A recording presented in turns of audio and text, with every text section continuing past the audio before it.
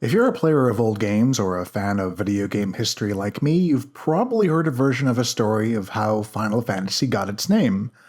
It's probably some variation of either Square being in dire financial straits or Hironobu Sakaguchi being on the verge of giving up a career as a game developer, and Final Fantasy being one last shot to save the company, the role-playing games genre, or his own career.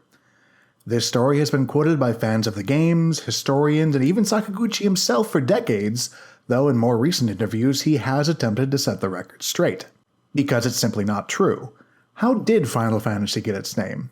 Stick around, I'll get into that in today's analytical playthrough. As with Dragon Quest, which we discussed last time, Final Fantasy was influenced by the Ultima franchise, but there were two more factors behind its development that made quite the difference. First, Sakaguchi was a big fan of fantasy fiction, both the massive Japanese Guin saga, a book series hundreds of volumes long, which occupies an influential place akin to Lord of the Rings in the West, and the works of Michael Moorcock. Moorcock's work in particular, the Elric saga, had a huge influence on the development of both Dungeons & Dragons and Warhammer, with their central conflict of the forces of order and chaos, themes that would be reflected in Final Fantasy as well. The second big influence was Dragon Quest itself. Sakaguchi had been considering a Famicom RPG, and seeing what Enix had accomplished convinced him that it could be done better, so his mission statement was to outdo Dragon Quest in every conceivable way. Needless to say, this was controversial at Squaresoft, as Dragon Quest had quickly become a stunning cultural phenomenon in Japan. Sakaguchi was a solid employee who delivered hits like 3D World Runner for the Famicom, so the bosses gave him the green light. But none of the other employees wanted to work on his team, forcing him to rely on outside contractors.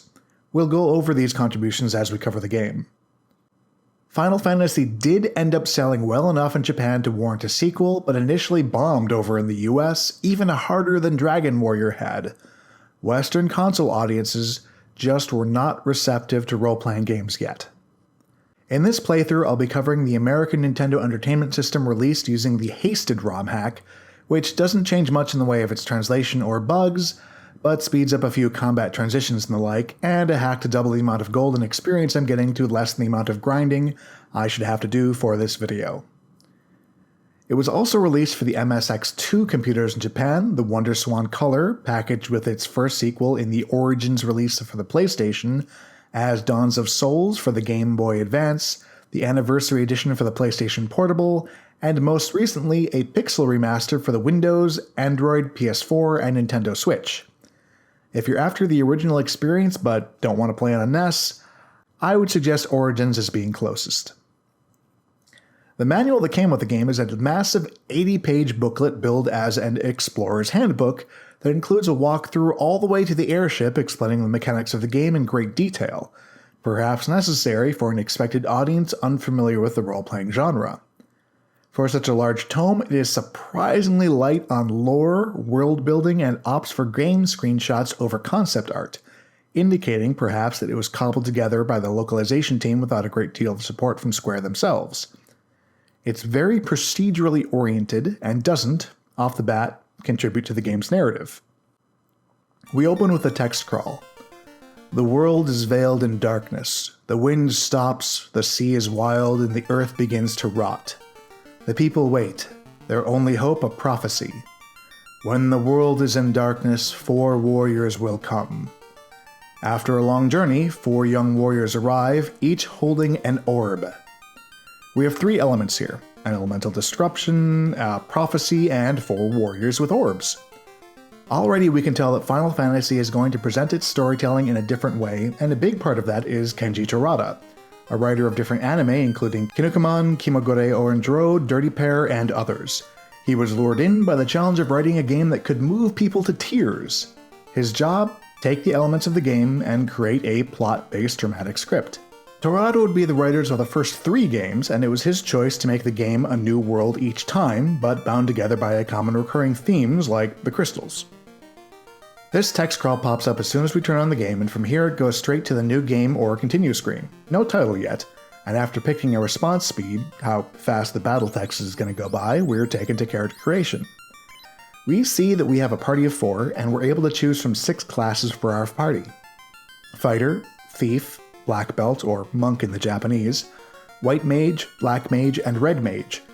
Each has its own strengths and weaknesses, though plagued a bit by persistent bugs. The thief and black belt in particular suffer.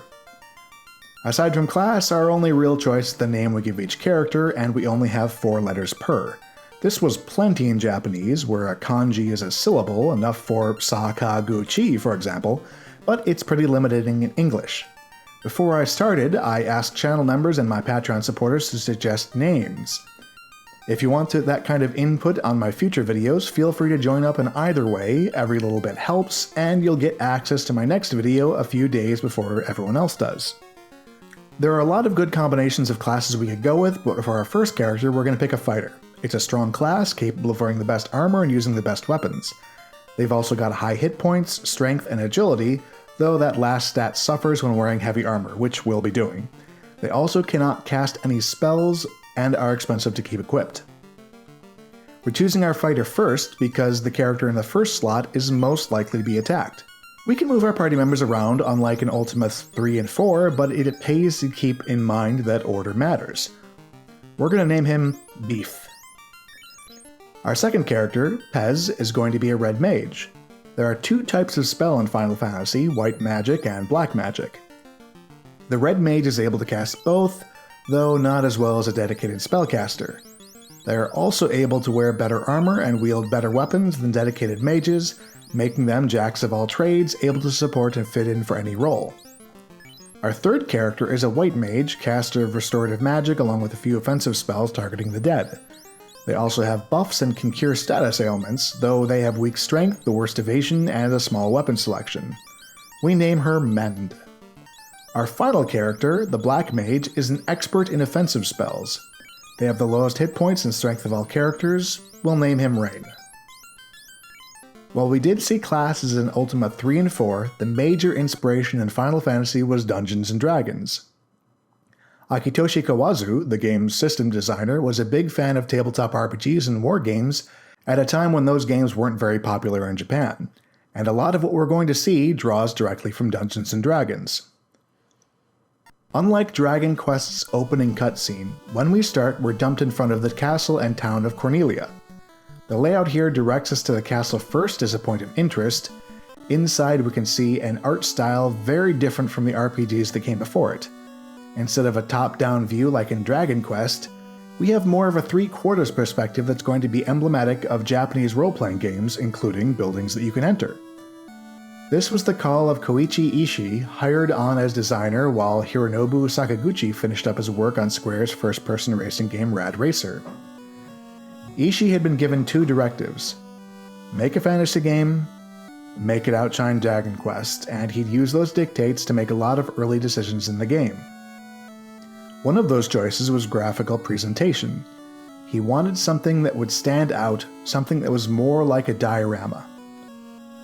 The perspective choice is only the first of the design decisions from Final Fantasy that would have a huge influence on the games that followed, both in this franchise and others. The king is looking for light warriors. You do not happen to be them, do you? We probably are. Light warriors, just as in Lucan's prophecy. Garland has kidnapped the princess. Please save her. And there's our first quest, to save Princess Sarah from Garland. If this sounds familiar, it should. This is basically part of the quest from Dragon Quest, used here in the prologue as a way of thumbing their nose at the game. It's not your quest after all, it's just what the king is forcing you to do before he'll rebuild the bridge to the mainland and let you get on with your own prophecy. There are a handful of other people to talk to in the castle, the queen and what I assume is a younger princess mourning the loss of her sister, a woman who mentions that Garland used to be a great knight, and an old man who tells us that the treasury is locked by a mystic key given to the Prince of Elfland for safekeeping. Not a great policy, you ask me, but it foreshadows that we're going to a place called Elfland at some point to get that key, and presumably there will be elves there. Next we're going to head to Corneria Town at the foot of the castle, the Dream City. We've got a river running through the town, cobblestone streets lined with trees, and a fountain. Inns are where you save your game in Final Fantasy, and you can save whether you spend the money to stay or not. When you do, it reminds you to hold in reset while turning off the Nintendo's power. This was something you had to do on the Nintendo Entertainment System with games that had a battery memory. If the processor suddenly lost power while writing save data, that save data would be corrupted, and holding in the reset button forced the processor to be idle as you turned it off. Later games would have better chips to provide safeguards against this danger, so you didn't have to do it anymore. Walking around town, we learn about Privoka, a port city to the east, that the prophet Lucan left town to join his colleagues at Crescent Lake, that the king has been waiting for us, and that we need to somehow restore these orbs we carry, but no detail about what that means or how we're going to do it yet. We've got 400 gold to gear up with, and as we visit the weapon shop we see that they're pretty cheap. Different classes can use different weapons. We're going to give rapiers to the warrior and red mage, an iron hammer to the white mage, a wooden staff to our black mage. Armor in the store next door is much more expensive. We get cloth for our mages, chain for our warrior and red mage. The way we buy magic is interesting. Each shop sells a single levels of spells. 4 are available, but we can only have 3 per character. If we make a mistake, we can't sell them back. The game tells us that we're learning these spells, but it's instant, so it's almost like we're having the spell mystically imbued rather than studying it. Our first level white magic spells are Cure, which heals a small amount of hit points, Harm, which damages every undead foe we face at once, Fog, which reduces the damage a single ally takes, and Ruse, which increases our caster's evasion, making us harder to hit. For our white mage, we're going to want Cure, Harm, and Ruse, and we'll also want Cure on our red mage. Of course, with only 185 gold, we can only afford 1 spell, so let's take Cure and go visit the black magic shop. Here we have Fire, which does fire damage, Slep, which is sleep, it has the chance to put all the enemies to sleep, Lock should increase an enemy's evasion, but it's bugged and does nothing, and Lit, which does lightning damage. We'll want Fire, Slep, and Lit for our black mage, and Fire and Lit for our red mage, when we can afford them. These elemental affinities are another big innovation that Koichi Ishii introduces in Final Fantasy, where the monsters might be strong against certain elements and weak against others. This was another trait brought in from Dungeons & Dragons, but something that hadn't been present, even in the Ultima and Wizardry franchises.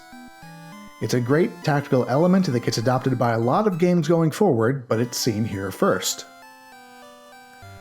There are a few swords that are also supposed to have this kind of elemental affinity, or are strong against giants or dragons or whatever, but they're bugged and don't actually work that way. Final Fantasy has a lot of bugs, and that's probably the fault of the project's lead programmer, Nasir Gabelli. Nasir was an Iranian who fled to the US after the 1979 Iranian Revolution and quickly became one of the hottest coders in the Apple II scene of the 80s.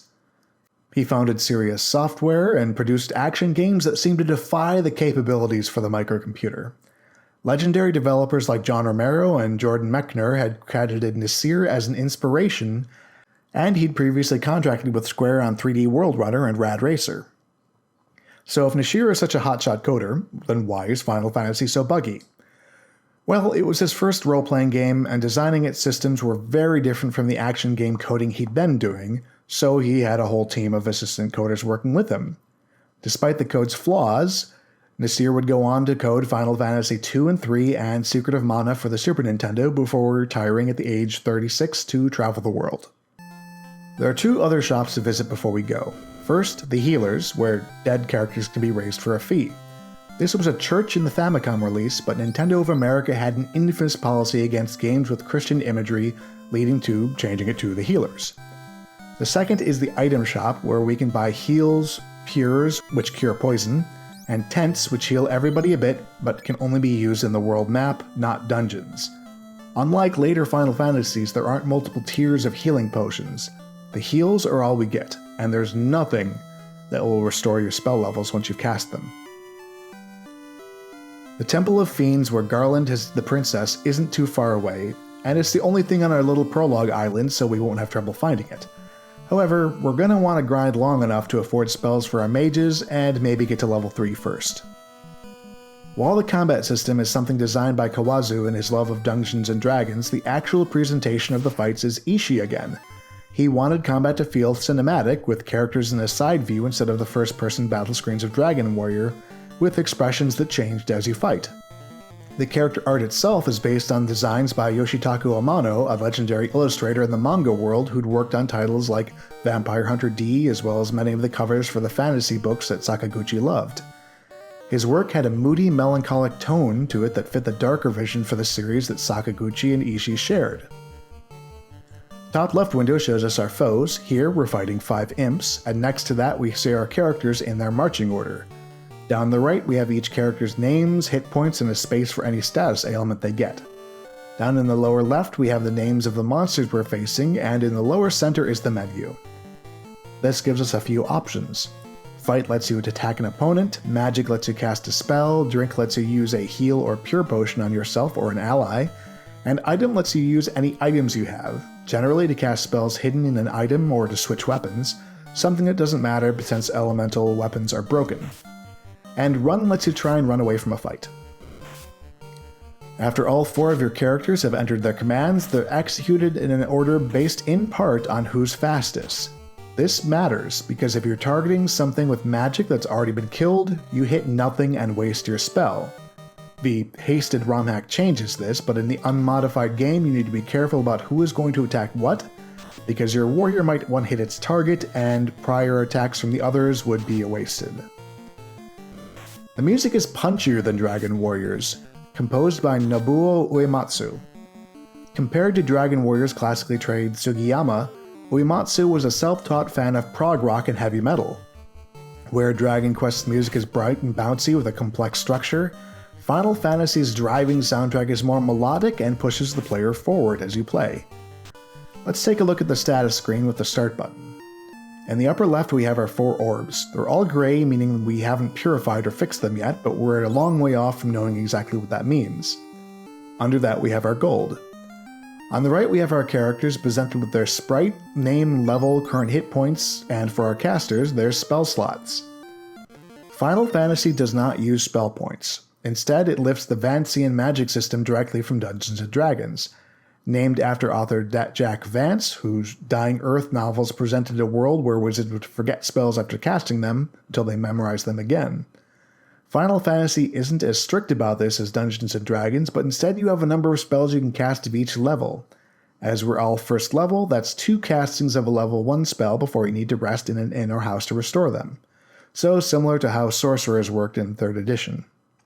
Even at high level this is pretty limiting, meaning that for the most part, players are somewhat conservative with their spells, maybe more than they should be. And tactically, you consider that each spell of a given level has to be considered against the utilities of the others at this level. It works on a narrative level to create a world that's more tactically immersive. The lower left corner contains our submenus: items, spells, which we can cast in or out of combat, weapons to equip, armor to wear, and the status screen, which shows each character's individual stats, along with their experiences at and how long to get to the next level. Our stats are Strength, Agility, Intelligence, Vitality, and Luck, which impacts our damage, hit percentage, absorb, or armor, and evade percent. These are impacted by our weapons, which have varying effects on damage and hit percentage, and armor. Generally, more durable armor will lower our evade percentage, so there's another tactical choice here. Do we want to lower the damage we take, or lower the chance we're going to take damage? At this point, we're going to wander around Corneria fighting imps until we can afford all the spells we want, and then hit the Temple of Fiends.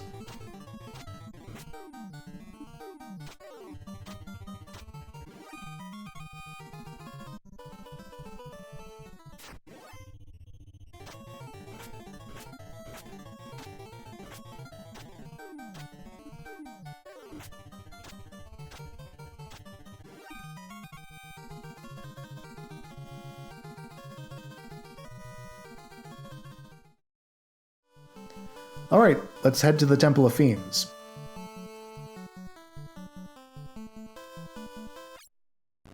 Enemies here are a little tougher. Wolves and gur-wolves and zombies, giving our white mage the chance to show off her harm spell.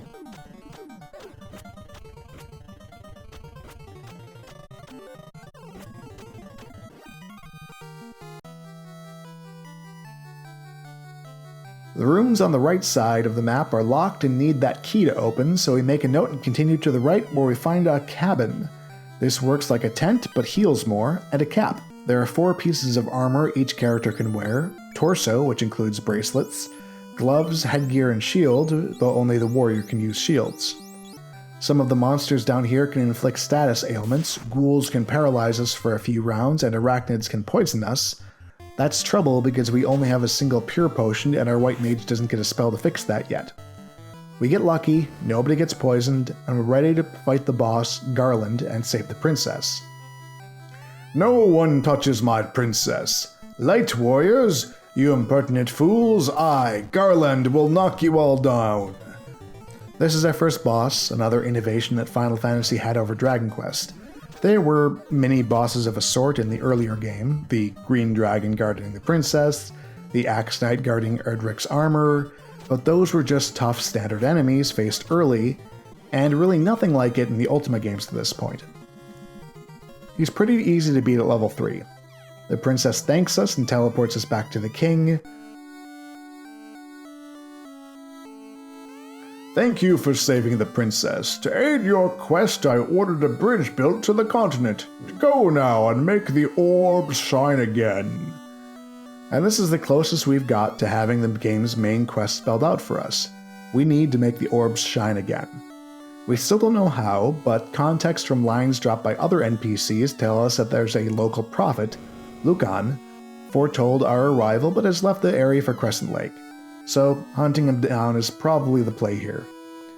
The princess, in her gratitude, gives us an antique lute that might come in handy somehow at a later date.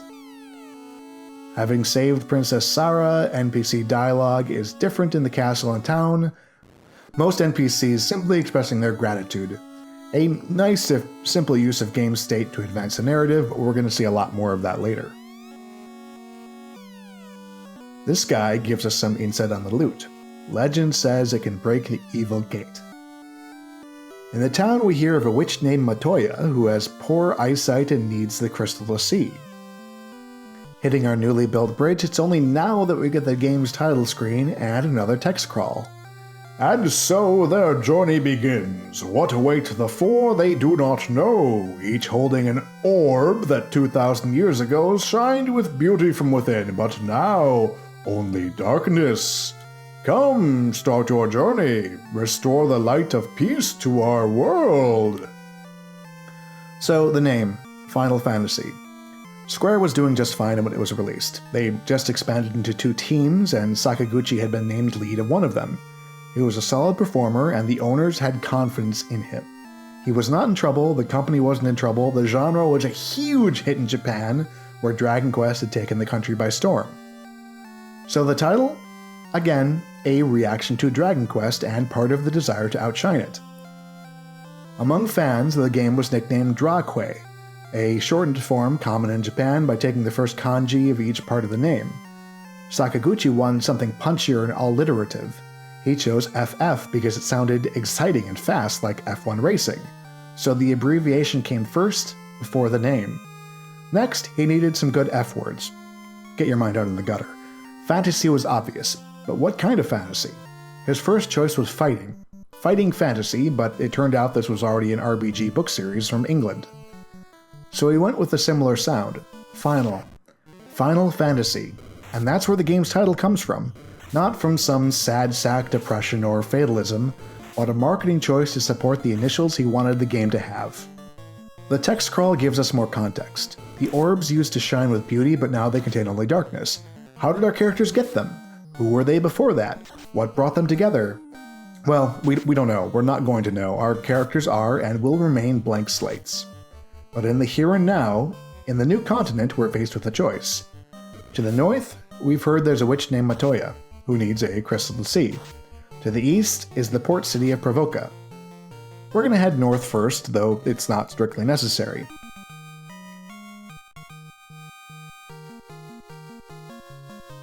After a few fights against imps, we find a cave, and inside it some animated brooms right out of Disney's Sorcerer's Apprentice.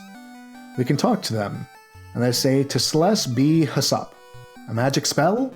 No, just a backwards clue to an undocumented feature.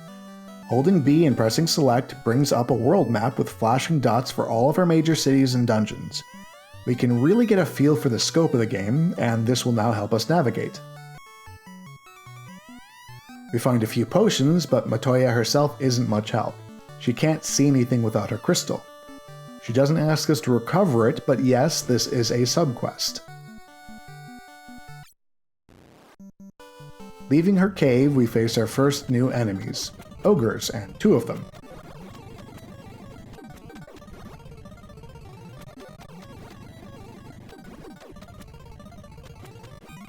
They're tough at our level, but we prevail and the experience brings us to level 4. After a quick dip back to the inn in Corneria, we press on east to Provoca. It's a large town but strangely empty. The first guy we meet simply calls for help.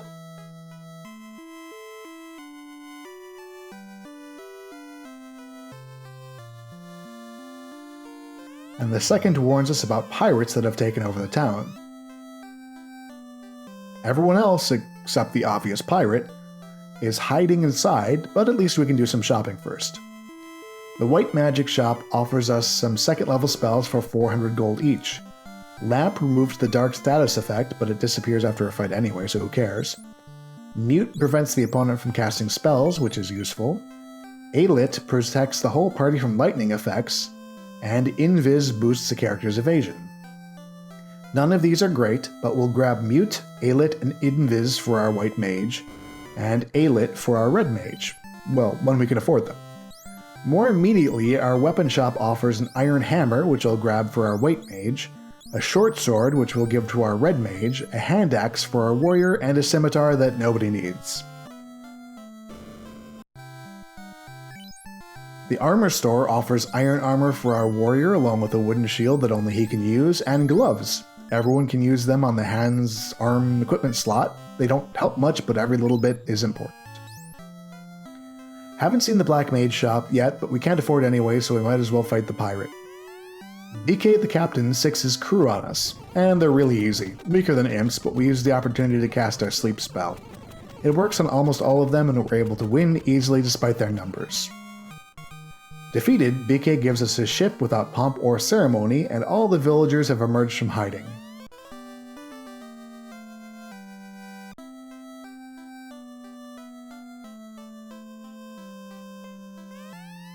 The woman here tells us that the elves live across the sea and that Matoya's herb is the only thing that'll wake their prince.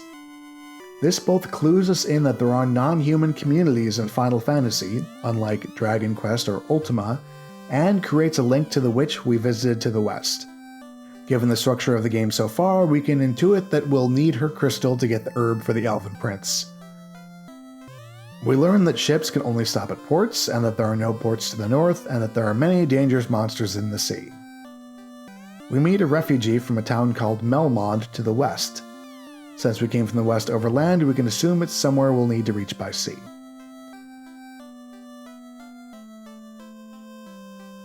Finally, we check out the Black Magic shop.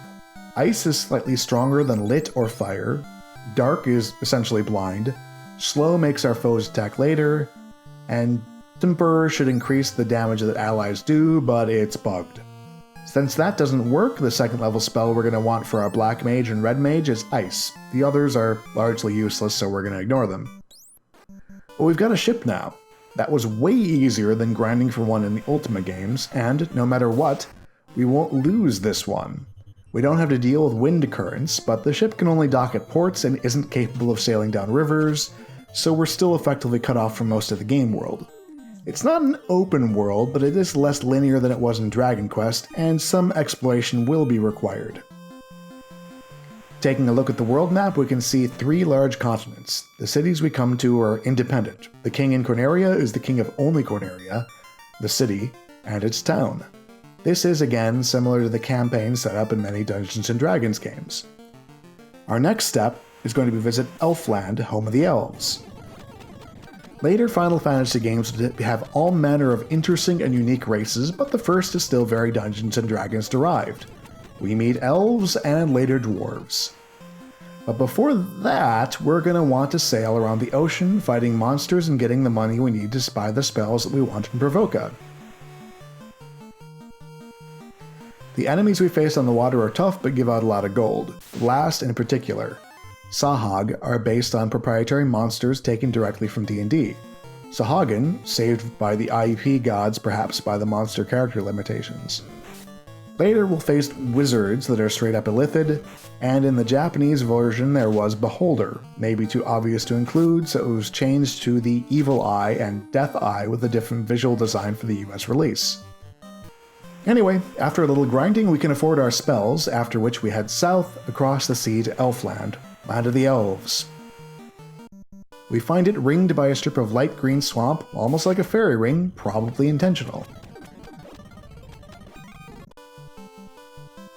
The elves have distinct character sprites, and the first ones we meet in the castle beg us to save their prince, who has been put to sleep by Astos.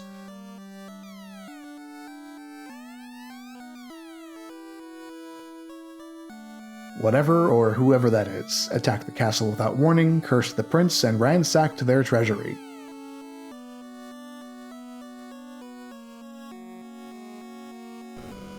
We meet the prince and he is indeed asleep. We're told this has been the state for 5 years, and only the herb, possessed by Matoya, can cure him.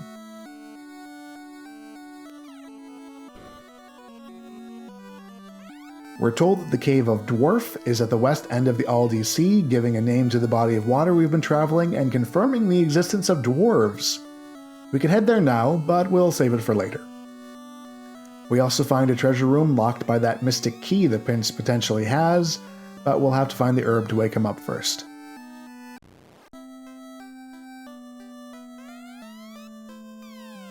Visiting the town shows us a lot of new equipment.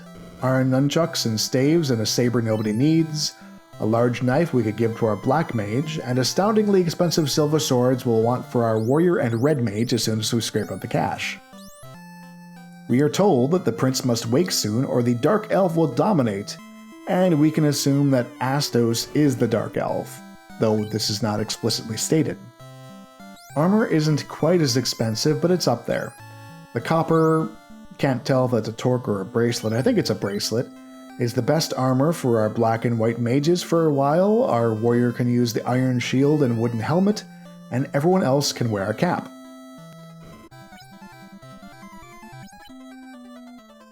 Astos wears a disguise and lurks in seclusion. This is a hint. Long ago, I wandered to the northwest. I found an ancient castle that was so spooky I left immediately. This is also a hint, and a more direct one as to where to head next.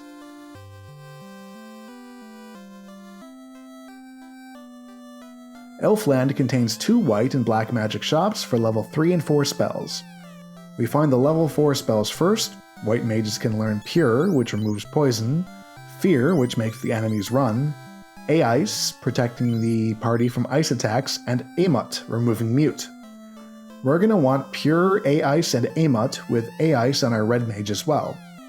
Our level 4 black mage spells are SLP2, a more effective sleep that targets a single foe, Fast, which increases the attacks an ally gets, this is a truly powerful spell if cast on our warrior, Conf, which makes enemies attack each other, and Ice 2, a powerful ice attack that targets all the enemies. We'll want Sleep 2, Ice 2, and Fast, the latter 2 on our red mage as well. Visiting our level 3 spells, we find Fire 2, which is a mass fire attack, Hold, a spell that binds one enemy, Lit 2, a mass lightning attack, and Lock 2, which would decrease all of our foes' evasion rate if it wasn't bugged.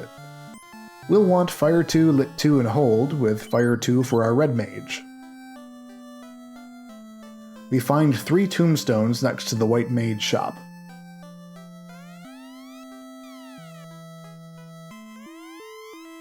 One of which reads, "Here lies Erdrick." I would attribute this to the rivalry with Dragon Quest, but it's actually different in the Japanese release, instead belonging to Link from The Legend of Zelda. The level 3 white mage shop gives us Cur 2, a more powerful healing spell, Herm 2, hurting all undead we face more than Herm does, a Fear, giving our party protection from fire, and Heal, which heals the whole party a little bit. We'll want Cur 2 for our white and red mages, Herm 2, and a Fear for our white mage. That's a lot of expensive magic and 2 very expensive swords, so guess what? That's right, more grinding, maybe all the way to level 11, because some of the areas we're going to hit have some real tough enemies, and we have another boss fight coming up. We could grind on the sea, but that's better for gold and we need EXP too. East of Elfland we can find a lot of ogres and creeps which are good hunting. But there's another bug. This time, one that works out in our favor. A tiny peninsula east of Provoca has enemies coded to a much later point of the game. Zombols, trolls, and furwolves in particular are weak to fire and holy damage. It's risky even at level 9 or 10, but if we use a tent or cabin and save after every fight, it can be very lucrative.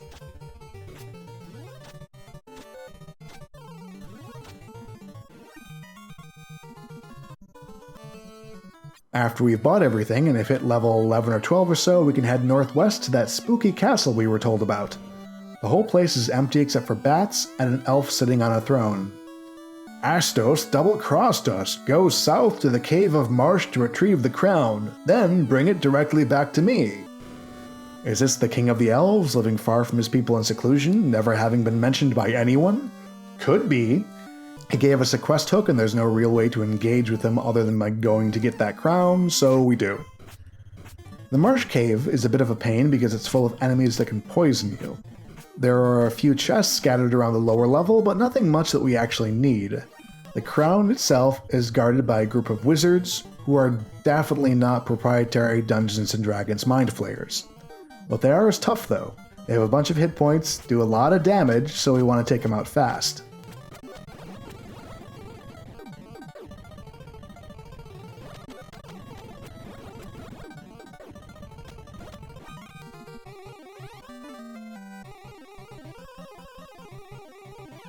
After a quick trip back to the Elfland Inn, we return to the Northwest Castle to present the crown, only to have it revealed that this is Astos, King of the Dark Elves.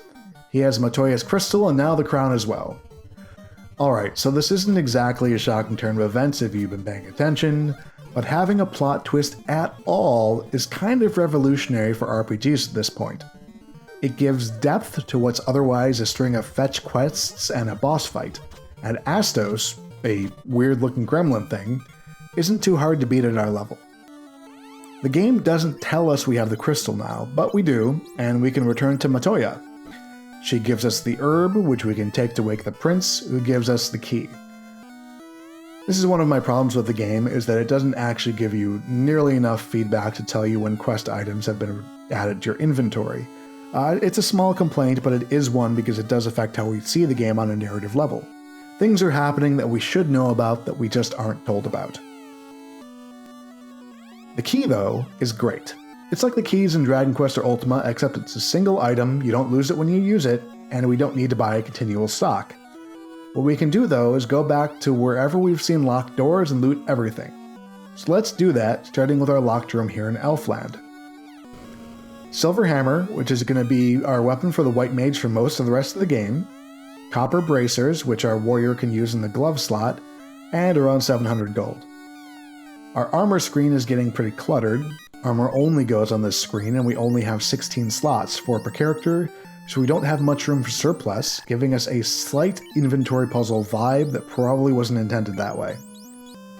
We can go sell our excess, and a few of the Elfland villagers have new things to say now that the prince is awake, but a few don't appear to have heard. This is another bug that would otherwise be giving us important information that we'll have to work our way around, but don't worry about it for now. We also get our first mention of the Airship, something that'll function a lot easier than the balloon did in Ultima 4. Now we're heading back to the Northwest Castle to check out the chests in Asteron's treasure room. We're ambushed by 4 images as we enter, powerful undead that don't give us much trouble, but I like their design. They're guarding a falchion, a sword inferior to the silver swords we're already carrying. The next chest, guarded by mummies, holds an iron bracer. The last contains a power staff, a weapon slightly better than our Black Mage's large knife. A few staves in Final Fantasy have special abilities. Despite the name, this is not one of them. Before we head back to Corneria, there are a few locked doors in the Marsh Cave revealing a silver bracelet, great armor that we can give to our white or black mage, and some coins. There are actually a lot of other chests down here we're going to ignore. They contain armor that's not better than what we already have that would just clutter up our menus. It's time to head back to Corneria, but first, a secret. As I said earlier, Final Fantasy is a buggy mess programmed by 80s coding legend Nasir. While he couldn't give us a black belt at work, he could sneak in a sliding number minigame accessed by holding the A button and pressing B 55 times while in the ship. This brings up the puzzle screen, where you can endeavor to arrange the tiles in sequence. Pull it off and you win a token 100 gold! This was kept in the remakes, though the reward was up to a more respectable 10,000.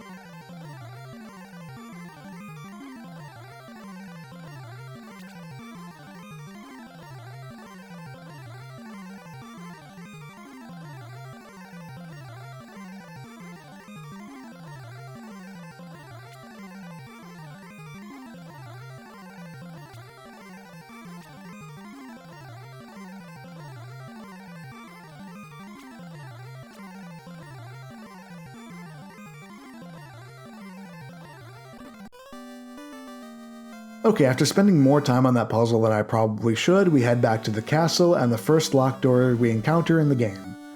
Not entirely sure why the king locked the treasury then gave the key to an elf, but hey, we've all been there. In the first room we find an iron staff, a black belt weapon, not for our mages, and a saber inferior to our silver swords and a silver knife. The second room contains iron armor and a shield, both of which we already have, and TNT, a quest item we'll need when we visit the Dwarves. Kind of a bust really, items that might have been helpful before we got the key. Our last stop is the Temple of Fiends, where there are 2 locked doors. In the first, we find the Were Sword. If Nasir had coded the game correctly, this weapon would do extra damage to shapeshifters. He did not, however, so it's just worse than our current silver sword. In the second, we find the Rune Sword. Same deal, but for magic users. This is a pity, because I can see a tactical scenario where our warrior is swapping weapons in battle as he faces different beasts, giving him a choice rather than defaulting to fight each round. Since all of the dedicated swords are inferior to the general purpose ones, we'll have them when we find them, there's really no reason to keep them. Backtracking complete, we sail west to the Cave of Dwarves. It is, as the name implies, a cave, full of dwarves, the only ones in the game. It's not so much a town as it is a work site, and we could have come here earlier, but without the key and TNT, there'd be little reason to do so. One of the dwarves tells us he's looking for a floater, with which he could float anything. Okay, makes sense. We meet Smith, the blacksmith, who tells us he'll make a truly legendary sword for us if we find some adamant. We will. Eventually. One dwarf tells us that the earth is rotting slowly from the west, touching on the theme of elemental decay that will be a lot more explicit later. Near the end of the cave we meet Narek, who has been digging a canal, and our TNT is just what he needs to finish. This will change the map, letting us out of the inland sea that our ship has been stuck into all this time. This is actually a great little bit of narrative design. We get to see that the map changes in real time, and the game's scope expands. With the key, we can also loot the dwarves' treasure room, finding an iron helm, dragon sword, which is as useless as the others, another silver knife, and silver armor that we can give to our red mage. Back outside, we can see the freshly blown canal, and continue west across an island chain to Melmond, a town full of tombstones.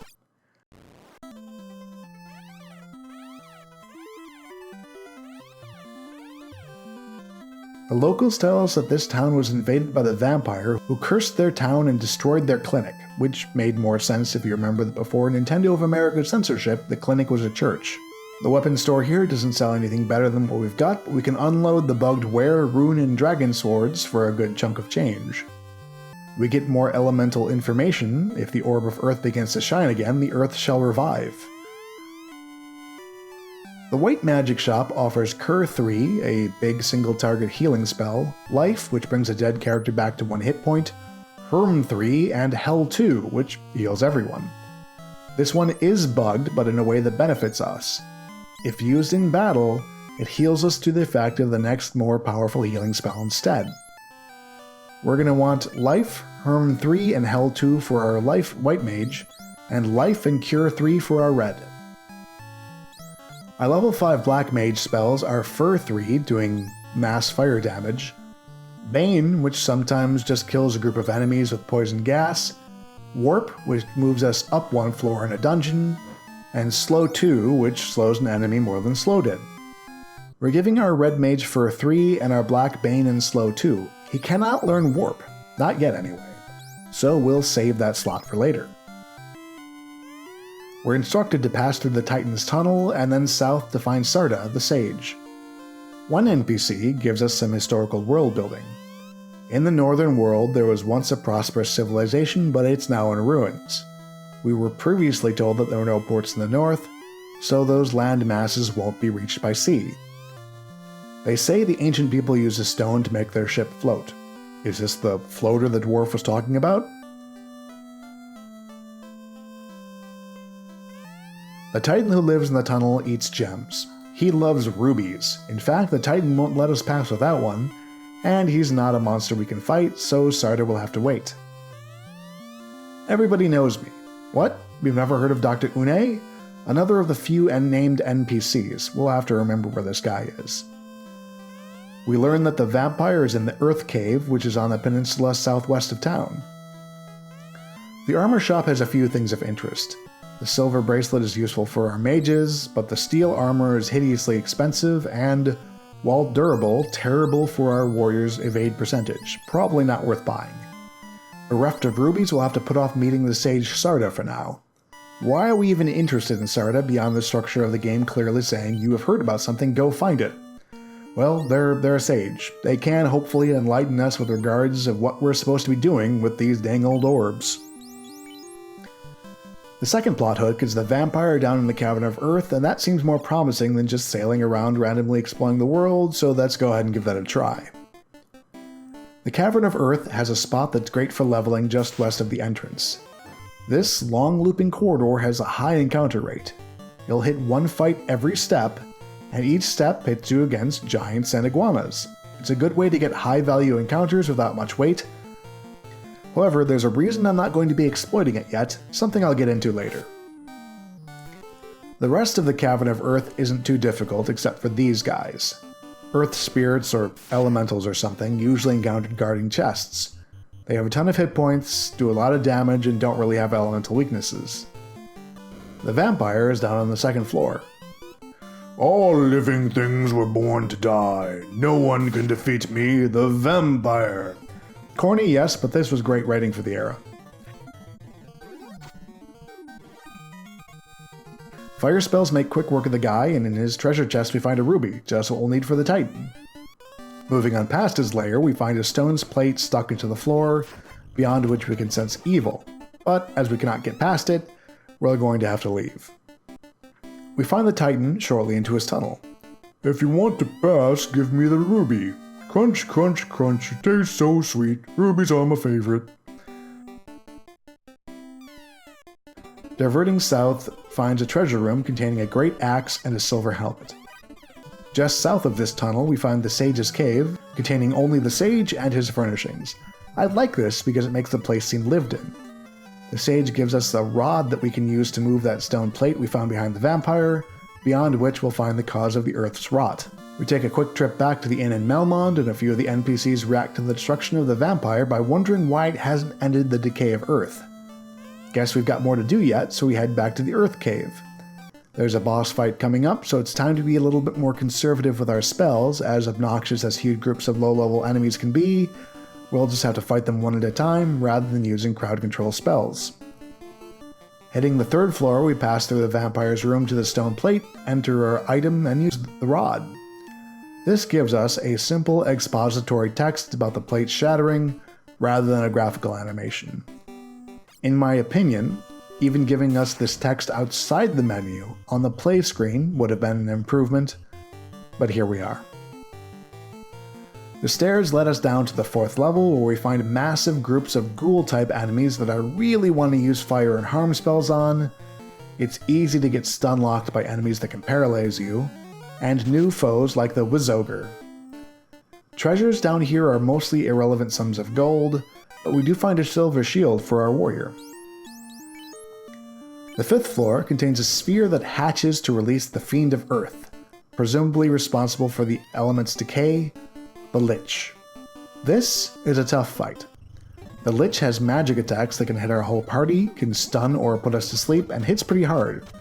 But fortunately, being an undead wizard makes him vulnerable to harm, fire, and mute spells, and we're able to take him out without any casualties. Moving forward to the altar creates an effect that warps us back outside the cave, and checking our menu, one of our orbs is now lit. Clearly, to restore our orbs, we'll need to defeat the elemental fiend associated with each.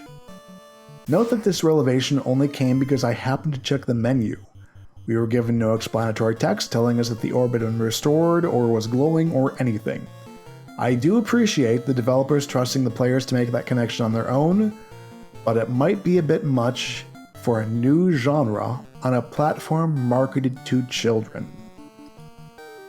We return to Melmond to some new NPC dialogue about the Earth starting to recover, but nothing that directly points us to a new goal. For the first time, we're going to have to just sail around until we find something that points us to what we're supposed to do next. Our next breadcrumb is at Crescent Lake, a name we've heard before. This is where Lucan the Sage headed after leaving Corneria. We really have no idea where it is. Checking our map and keeping in mind that there are no ports to the north, we only consider places we haven't been, and try to figure out where we can go on the southern continent. Going dead west from the top of our peninsula here and then striking south along the coast, we find a port we haven't visited, disembark and head south, and come to a town on the banks of Crescent Lake. Visiting and walking into the woods to the east, we find the Circle of Sages, including the evasive Lucan. They lay out the plot for us. In short, the Fiends have taken the elemental power from each of the orbs, and to fix it, we need to place the orbs on each of the altars that the Fiends guard. We also learn that the Fiends of the Wind and Water conspired to destroy civilization 200 years ago, and that they are still bent on ending the world. Finally, we're told to return to them as we recover the orb's power for more information, and given a canoe that lets us traverse inland lakes and rivers, opening up more of the world to us. That handled and plot firmly in mind, we gear up in town. Our silver swords are still the best we could buy, but our warrior can pick up silver armor and we can get a buckler for our red mage. The spells here are level 6. They cost 20,000 per spell, not 620,000, don't worry. Soft removes the stone condition. Exit warps us completely out of a dungeon. Fog 2 gives the whole party a boost to damage absorption. And Invitu does the same for evasion. Exit sounds great, but none of our party can pick it up. So we give Fog 2 and Invitu to our white mage.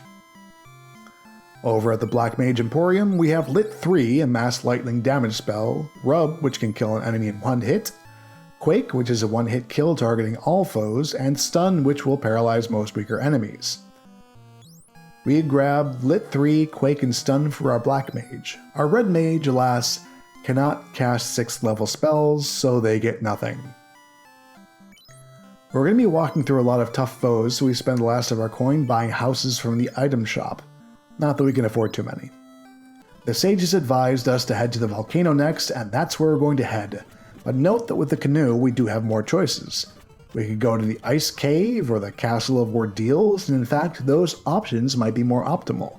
However, we are not interested in optimal in this video, we're interested in narrative analysis, and nothing is pointing us in either of those directions yet, so off to Mount Gulg we go.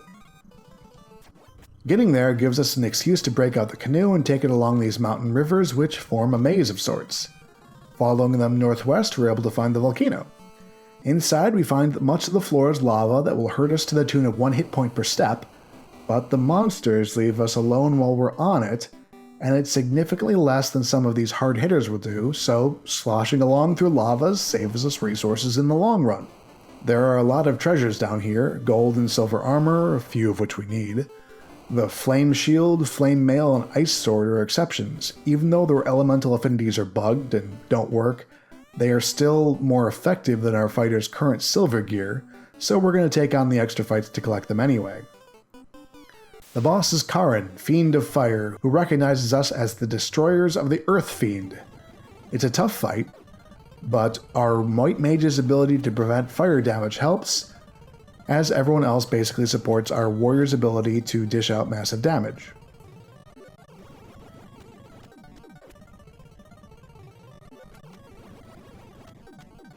Fiend killed, orb restored, hydrated, moisturized, we portal out of the cave and make our way back to Crescent Lake to see if the sages have anything new to say. The town will act as a sort of a hub for much of the rest of the game, as we return to it for new plot threads to follow on occasion. The notion of a centrally located story hub is a new one to the role-playing game design, as our prior examples, Ultimas 1 through 4 and Dragon Quest, didn't have much in the way of NPCs reacting to story state. Here we get a tidbit from this guy in the upper left. He's been looking for the floater, an artifact first mentioned in the Dwarf Cave, for 10 years, and directs us to canoe north to the Ice Cave. So, after a stop in the inn and a supply of healing potions, that's our next destination. The Ice Cave is really an interesting dungeon, possessing a bit of environmental storytelling in the form of a cave-in or collapsed section that we can't pass, but can see to the other side of. This is similar to some of the Dragon Quest dungeons where we need to climb up and then down to access hidden parts of the level, but with a twist. The Ice Cave has holes in the floor that you need to drop through to reach the lower levels. This is one such point. We cannot reach that central chest, but jumping down gets us to the other side of that cave-in we saw earlier. There's not much we can use here. Ice armor isn't better than the flame armor we're wearing, and the ice blade is a little worse than our flame blade, but at least we can give that to our red mage. Going up, we eventually get to more damaging floors, like Mount Golg's lava. They do a little damage but prevent random encounters, so it's better to walk on them when we can. And here we find another hole in the floor. Dropping down brings us to a central chest, and a boss fight against the Evil Eye. This is the guy that was a beholder in the Japanese release, reworked for IP reasons. We set up a complex series of battle commands to take him out,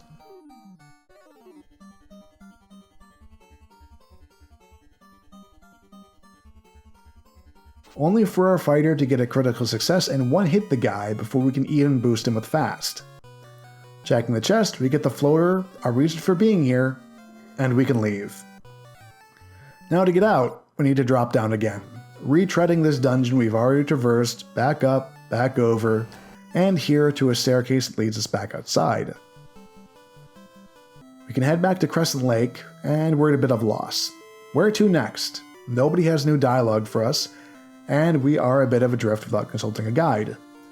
Truth is, the only NPCs who can tell us where to go with the floater are all the way back in Elfland, and there's no reason to check with them over all the other NPCs in the game because the English translation, for some reason, stripped them of the foreshadowing that they were prophets and that we should check back with them again later.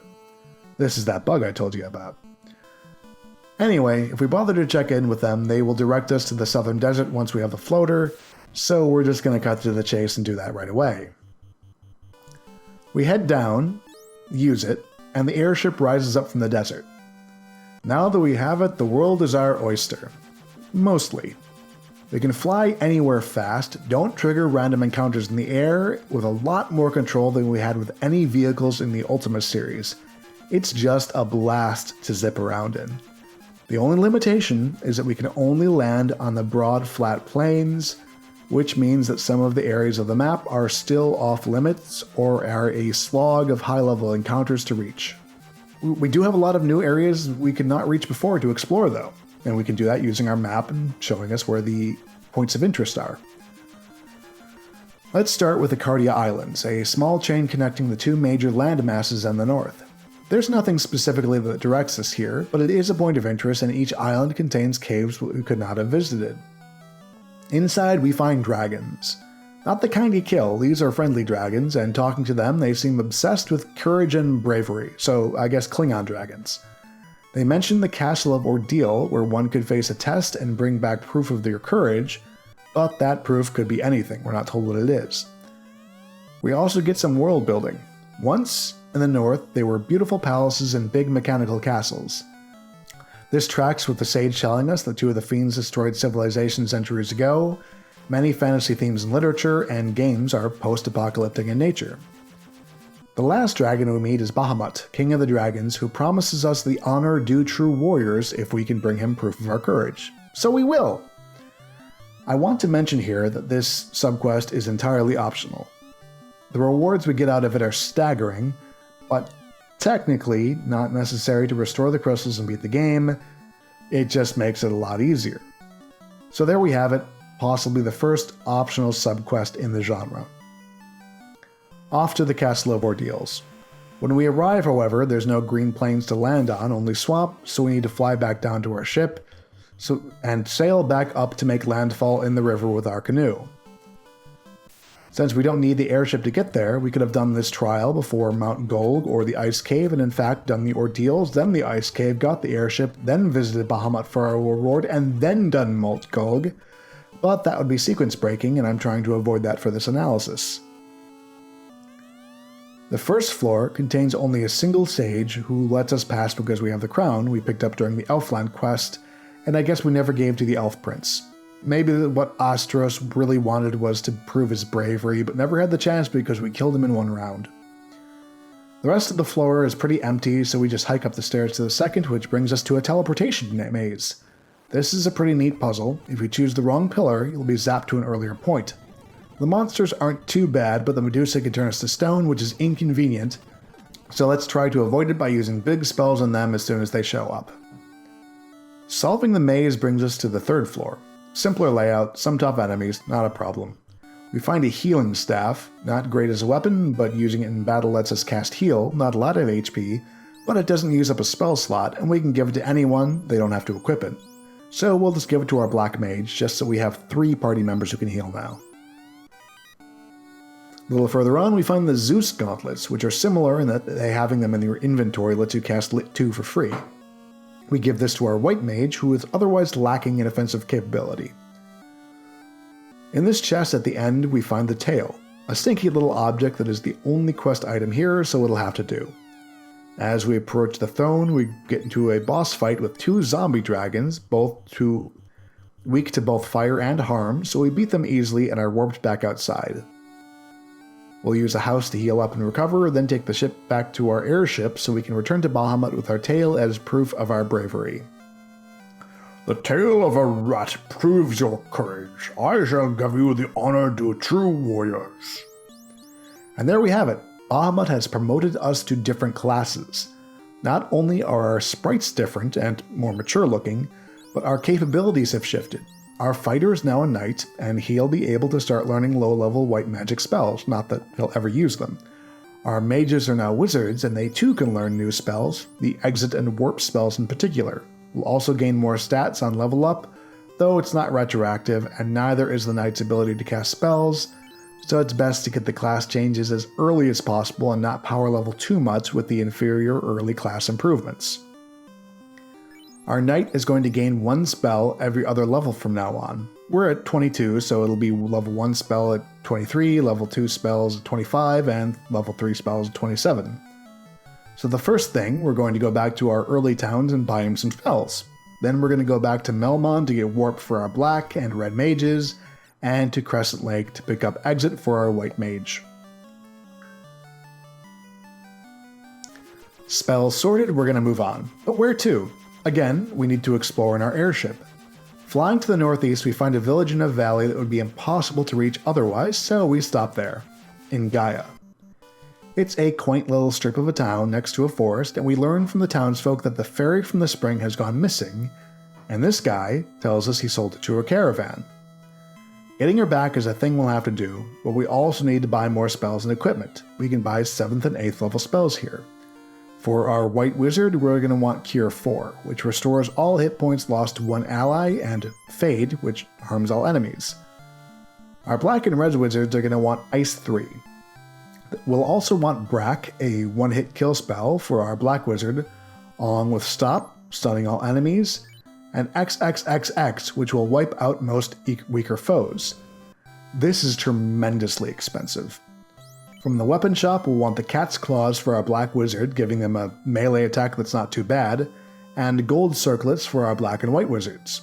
We'll also want to get everyone a Protect Ring, which is an armor piece that prevents one-hit kill spells from taking us out unfairly. This is going to cost 500,000 gold, which means a lot of grinding.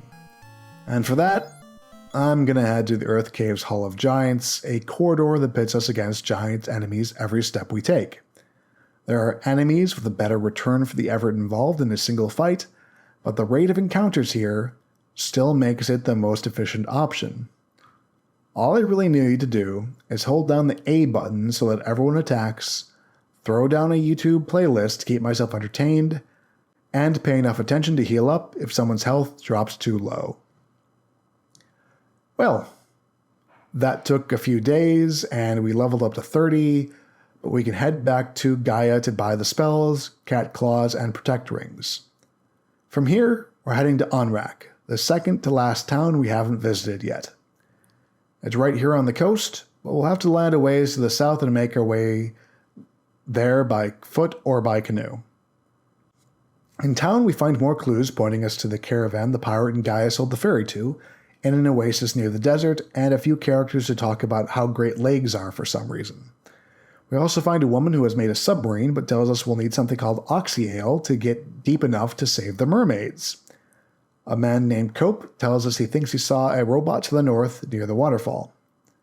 From other townsfolk, we piece together that the mermaids lived in the shrine until it sank 200 years ago, and that they need to be rescued.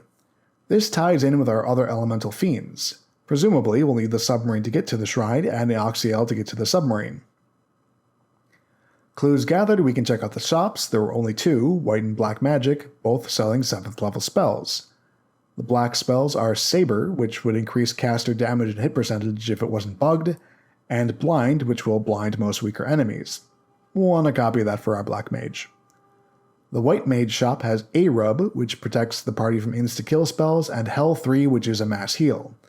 We'll take A-Rub on both our red and white mages, and Hell 3 for our white. That handled, it's time to hit the caravan. We walk back to our airship, hop over the desert, and fly out to the oasis. There's nothing to mark the caravan, but when we get here, we find ourselves in the shop interface. They sell one item, a bottle, for 50,000 gold, which we don't have. So it's a quick trip back to the giant corridor to grind a few fights, and then back to the oasis where we buy the bottle. Examining it in our inventory will cause it to open and release the ferry, so we head back to the town of Gaia to do just that.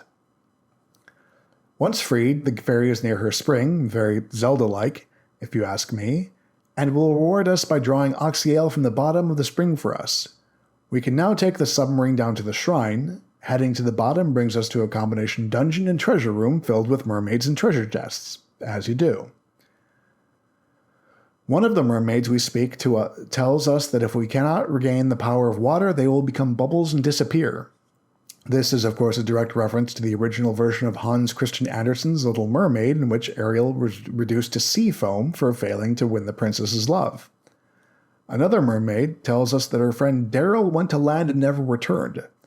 This references the 1984 Tom Hanks movie Splash, starring Daryl Hannah as a mermaid, and possibly explains the woman excited to have legs up in Onrak. This is maybe the first explicit film reference in a Final Fantasy game, though done much more clumsily than what we'll be used to in the future. It reminds me of Ultima's cameos, specifically Warren Beatty asking if I've seen Diane Keaton in Ultima 2, or Short Round telling us about Indy in Ultima 4. We also find a bunch of opal armor for our warrior and the slab, which will enable us to translate ancient writings with the help of a professional later. One of the mermaids tells us that the ancient Lefanish used a musical tone to unlock the Mirage Tower. We're also told that the Kraken lives down at the bottom of the shrine, so to get there, we'll use our exit spell to get to Onrak, rest at the inn, and then re-enter and head down this time instead of up. Fights here aren't too tough. The Zeus Gauntlet lets us cast Lit 2 at will without using up spell slots, and water creatures are vulnerable to lightning. Kraken is another story. While vulnerable to lightning, it does cast lightning spells of its own and has a high defense. Still, we beat it, get the water orb shining again, and to get back to Onrak. Our air orb is next, but before that, we're going to detour north to follow up on the rumor of something shiny falling from the sky. We find a cave complex behind a waterfall and discover a treasure room inhabited by a robot. This is the first of the franchise's long history of blending science fiction and fantasy, something not uncommon in the inspirational materials, particularly early Dungeons & Dragons adventures like Expedition to the Barrier Peaks. The robot gives us a warp cube, which he tells can be used to transfer us to the floating castle. The chests also contain some good treasures. Defense sword, capable of casting ruse if used like an item, and a ribbon which reduces elemental damage. Very useful, and there are only 3 in the whole game. We can now head to Lufenia, the last town in the game, and unfortunately it's a long walk from the nearest landing spot where we park our airship. After the trek, we arrive only to discover that nobody speaks our language. Confused, we remember the slab we found and bring it to the archaeologist Dr. Une in Melmond. He's able to not only translate their language, but teach us how to understand it as well. Knowledge is power, so we head all the way back to Lufenia and talk to the Lefenish, the only surviving descendants of the falling empire that's been teased throughout the game. They're also the creators of the prophecy of the Light Warriors. We learn that they controlled the power of wind 400 years ago, using it to suspend a castle in the air, reach through the Mirage Tower in the middle of the desert, now inhabited by the fiend Tiamat.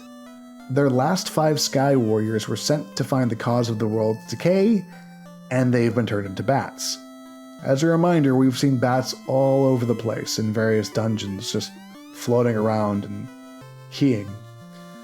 Finally, they give us the chime that will let us enter the Mirage Tower. We are able to buy our last 2 spells here. The level 8 Life 2, which restores a dead character to full health, and Nuke, the most powerful damage spell in the game. We buy them for our white and black mages. The desert isn't too far away. We've seen the tower in its center a few times while flying past, so we hop over the mountains, park, and walk to its entrance. The tower has 3 floors and is home to some interesting enemies like the possibly robotic guards and the Batman-looking Badman. We find some good items too. The Aegis Shield, which protects against status effects, the Healing Helmet, which acts as a heal spell if used, Thor's Hammer, which is a weapon for our white mage that can cast Lit 2, and the Dragon Armor, which reduces incoming elemental damage. Throwing the shield and armor on our knight means they will not need a ribbon. We also meet a few robots who point us to the warp cube we've already recovered, and we can use that artifact on the tower's 3rd floor to warp to the flying castle itself. This is a full-on orbital station with a futuristic appearance, and we find some more useful items. Another ribbon, white robe, black robe, good armor for our wizards that cast Ice 2 and Inv 2 when used, and adamantite, a metal we may recall the Dwarven smith was looking for. Up on the 3rd floor of the Sky Castle, we find a robot who directs us to look through a window.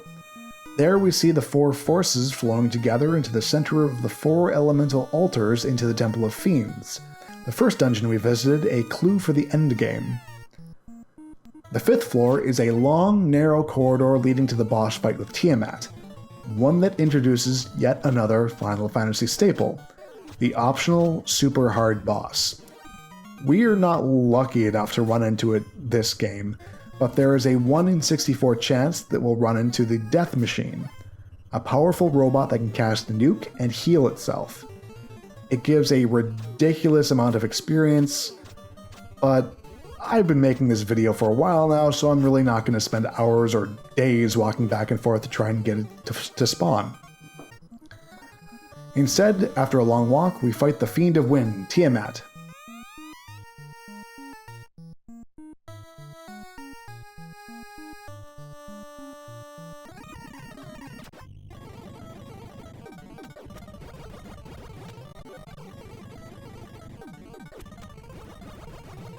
Who has some brutal attacks, but we're able to defeat it. All that remains now is the end game. To prepare for this, we're heading back to Crescent Lake for some last-minute advice from the sages. Turns out that while we have the orbs restored, the real evil lies 2,000 years in the past. Someone traveled back to the past, sent the fiends forward to destroy the world 400 years ago. Then they sent the master villain back in time to send them forward, creating a time loop that the world has been caught in. In order to break this cycle of suffering, we have to defeat this master villain using the Temple of Fiends, which is actually a time gate, with our restored orbs.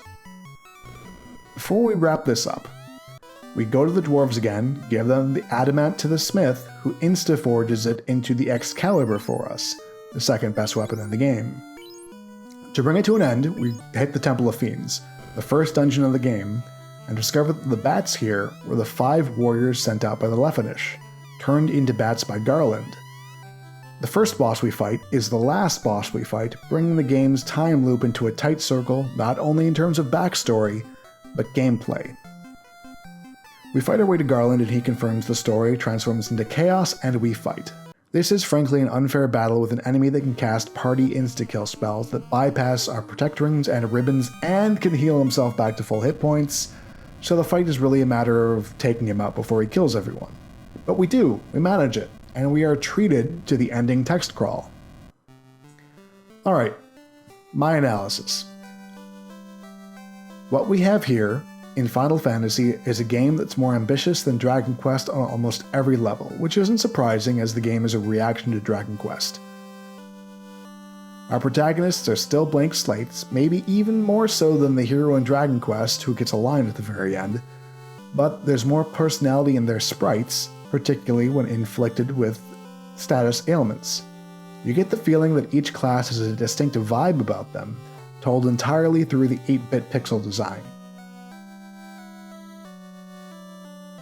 Our NPCs get more dialogue too, with several, including the sages, having updated speech as the game's state advances, giving our story a sense of progression in time as well as space, which suits our time travel narrative. However, the time loop element itself feels perhaps poorly implemented as an 11th hour surprise sprung on the player. It could have been done with a little more foreshadowing perhaps, the story is told in a largely straightforward manner, but as I mentioned, I do appreciate using the first dungeon as the last dungeon and the first boss as the last boss. It feels that in addition to a tighter and more complex story, Final Fantasy is able to do more with the memory limitations of the Nintendo cart and thus is less defined by them. We can really see the genesis of many elements of not only the franchise but console RPGs for the next few decades. And aside from the beginning and that point in the mid-game, I didn't have to do nearly as much grinding as in Dragon Warrior. Alright, that's it for Final Fantasy. Definitely a series that I will be revisiting in the future. Big thanks to channel members More Liberty 1, Drakflaz, and Pezmage for their support, and to patrons Karen Norton and Theo. Next video, we're taking a step back from role-playing to interactive fiction with Infocom's Lovecraftian horror title, Lurking Horror.